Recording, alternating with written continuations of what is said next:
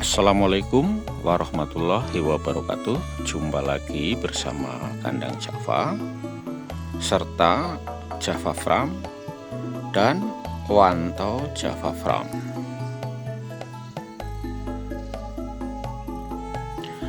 Oke teman-teman, kami ucapkan selamat datang, jumpa lagi, dan semoga sahabat-sahabat teman-teman dimanapun berada senantiasa dalam rahmatnya, dalam lindungannya.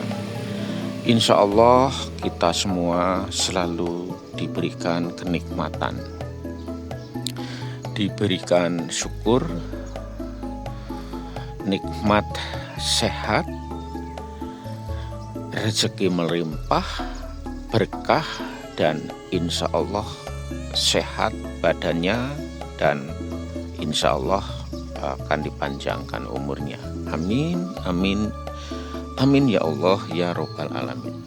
Oke teman-teman, saya ada di kandang ini untuk memberikan informasi atau sebuah video. Karena ada beberapa peternak yang mau memulai usaha dan bertanya-tanya, Pak, bagaimana kalau saya pelihara entok, kandangnya itu harus seperti apa? Ternyata beternak itu, kandang adalah menentukan keberhasilan dari si peternak itu sendiri. Karena saya juga berdasarkan pengalaman-pengalaman dari teman-teman memang seperti itu. Dan saya juga mengalami pada saat pertama kali saya beternak, saya tidak memikirkan kandang. Yang saya pikirkan adalah entoknya dulu. Ternyata itu salah. Tapi ya nggak apa-apa ya teman-teman, wajar kalau salah, karena dari kesalahan itulah kita akan belajar. Nah, beruntung teman-teman sekarang ada dunia maya, ada YouTube. Jadi kalau mau beternak tinggal klik aja cara membuat kandang, itu sudah muncul di YouTube ya teman-teman. Nah, untuk video kali ini pun sama, saya akan memberikan video untuk teman-teman yang kebetulan sedang mau beternak namun bagaimana cara membuat kandang. Oke, langsung saja. Yang pertama, sebelum endoknya datang, teman-teman tuh harus siapkan kandang. Untuk kandang sendiri berapa panjang, berapa besar itu tergantung tempatnya atau tergantung lokasinya itu. Dan untuk jumlahnya pun menentukan. Jumlahnya itu tergantung teman-teman keuangannya dan waktunya nanti seperti apa, kayak gitu. Oke, kita akan bicara yang sangat minim saja ya. Katakanlah kita punya tempat kecil sekali teman-teman. Punya tempat cuman hanya 3 meter. 3 meter kali 4 meter itu lahan saya, bisa nggak Pak? Bisa. Nah, kebetulan ini yang sebelah sini, ini 3 meter kali 4 meter. Ya, kanan kiri katakanlah ini penduduk padat, itu bisa. Supaya tidak bau nanti teman-teman bawahnya dipelur ya. Nah, kita akan mendekat seperti itu. Ya, dipelur. Ya, dipelur seperti ini. Di sini ada kolamnya. Dikasih pembatas seperti ini. Jadi si entok aktivitasnya itu ada di sini. Itu belakang ada sarangnya, sarang bertelur, tempat makan, tempat minum, tempat makan ya. Di sini aktivitasnya. Katakanlah ini isinya 5 ekor atau 6 ekor, jantan 5, betina 5, jantan 1. Ya kan? Nah, di aktivitas di situ. Nanti kotorannya kita sapuin pagi, sore sapu. Entoknya bersih, tempatnya tidak bau. Ya, seperti itu. Nah, agar si entoknya seneng, ini di bawah ini teman-teman kasih geladak dari bambu. Geladak dari bambu supaya entoknya pada nangkring. Nah, tapi nanti kotorannya bisa disemprot pakai air. Nah, nanti airnya keluar ke sini. Keluar ke sini nanti mengalir terus ke sana. Nanti masuknya ke lubang mana? Bisa langsung ke kali atau langsung ke apa kayak gitu. Nah, itu ya istilahnya mengantisipasi tidak bau.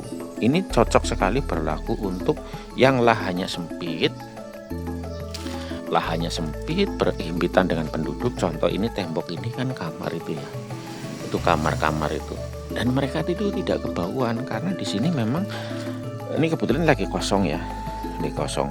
Kebetulan di sini selalu bersih kayak gitu.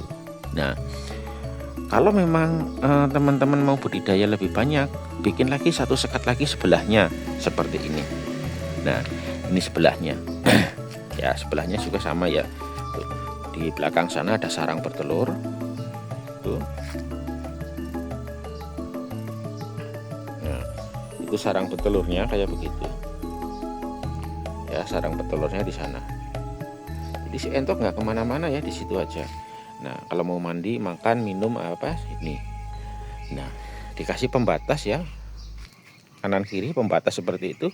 Nah, biar tidak saling melihat antara kamar sebelah dan kamar sebelah, dikasih pembatas seperti ini. Boleh menggunakan asbes apa saja, yang penting rapat. Kalau saya ini menggunakan karpet talang ke sana ya. Pertama, biar dia fokus dengan kamar satu gitu. Tapi kalau bolong kayak gitu dia nggak fokus, dia akhirnya saling sapa lah apa segala macam, itu juga nggak baik. Tapi kalau dikasih pembatas seperti ini, jadi kesannya hidup sendiri ya, tidak ada teman. Yang kedua, jika kamar ini sakit, maka dia tidak akan menular ke sebelahnya, karena dengan sentuhan langsung fisik atau melalui nafas-nafasnya itu berpengaruh juga. Jadi kurang lebih seperti itu ya teman-teman ya. Oke, sebelum lanjut jangan lupa di subscribe dulu videonya ya. Nah, ini kamar yang berikutnya. Ini juga bisa diisi 1 jantan, 5 betina atau 6 betina juga tidak apa-apa. Kayak gitu ya. Oke.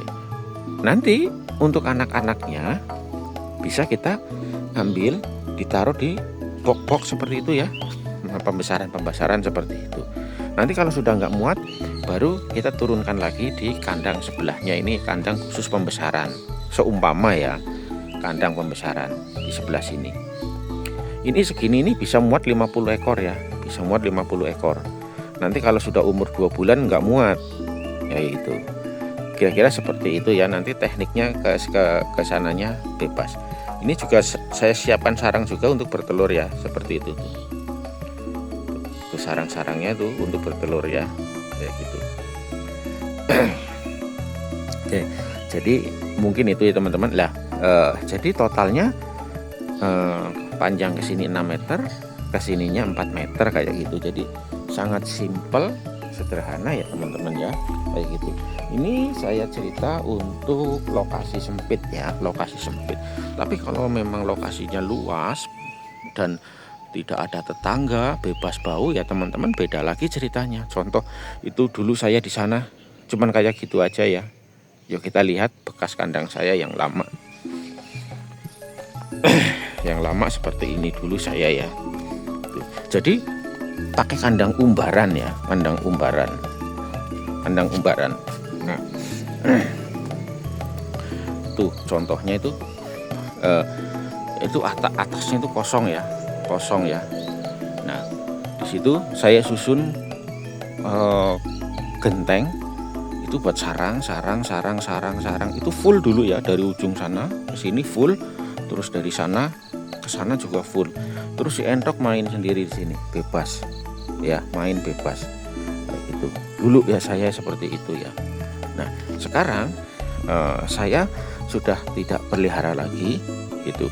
Saya sudah istilahnya dikasih kepercayaan sama teman-teman peternak komunitas untuk memberikan edukasi ke teman-teman. Jadi saya sudah tidak mengurusi entok lagi, namun saya tinggal memberikan informasi-informasi ke peternak-peternak gitu, seperti itu, dan membantu teman-teman yang sedang mencari entok. Nanti akan saya pilihkan barang-barangnya seperti itu ya, karena kita bermitra. Jadi segala sesuatu kalau kita kerjakan rame-rame bareng-bareng, insya Allah akan ringan. Dulu saya punya 130 indukan teman-teman, di sini saya lepas 130 indukan di sini. Oh, anaknya juga banyak itu. Tetapi sebesar apapun saya beternak, saya tidak bisa mencukupi kebutuhan atau permintaan. Tidak bisa teman-teman, tidak bisa. Jadi saya tidak egois lah, saya nggak mau egois. Akhirnya saya memutuskan untuk tidak beternak. Itu saya akhirnya ngambil keputusan untuk menjual saja, Cuman dengan pengalaman yang sudah saya dapatkan, dan alhamdulillah saya sudah punya mitra-mitra, teman-teman, sahabat-sahabat, endoknya bagus-bagus, berkualitas. Nah disitulah saya sekarang menghubungkan. Jadi sama saja. Mungkin teman-teman kalau mau beli endok sama peternak-peternak untuk suruh transfer mungkin ragu dan bagaimana. Tapi dengan satu pintu seperti saya, insya Allah teman-teman gampang lah. Jadi istilahnya keraguan itu akan terkikis sehingga nanti akan percaya untuk mentransfer. Terbukti alhamdulillah teman-teman ya, banyak sekali, nggak bisa saya hitung ya, sahabat-sahabat saya, teman-teman saya di seluruh Indonesia, di setiap wilayah ada ya yang beli endok sama saya, dan alhamdulillah mereka terpuaskan. Adapun yang tidak puas ya wajar, namanya manusia, saya menyadari itu semua. Tapi ringkas ceritanya, belum pernah ada yang saya tipu seperti itu. Nah, itu penting sekali karena kita itu jualan online ya, seperti itu. Dan saya juga memberikan ruang atau mempersilahkan buat sahabat-sahabat, teman-teman yang mau telepon ke saya, tanya-tanya sama saya layani ya teman-teman semampu saya, kayak gitu. Jadi saya tidak hanya jualan saja, tidak aja menjual terus putus begitu saja, tidak. Kita akan tetap menjalin tali silaturahmi seperti itu. Jadi ada bahasa bilang saya tidak jual putus ya, tidak jual putus tetapi berkaitan terus, kayak gitu. Ini sarang-sarangnya ya teman-teman ya.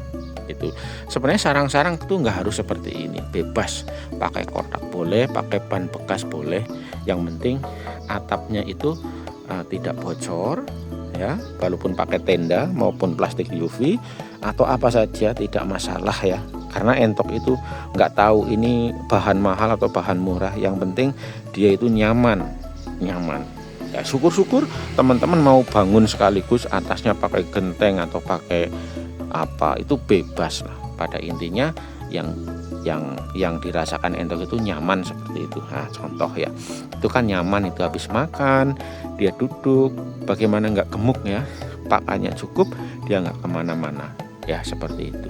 Jadi manajemen kandang itu sangat penting sekali. Selain manajemen kandang juga manajemen pakan, dan nanti seterusnya akan seperti itu ya teman-teman ya. Oke, mungkin itu saja ya teman-teman. Semoga video singkat ini bermanfaat. Sekali lagi, jika teman-teman ingin mengorder entok-entok, silahkan bisa menghubungi kami, Kandang Java dan Java Farm serta Wanto Java.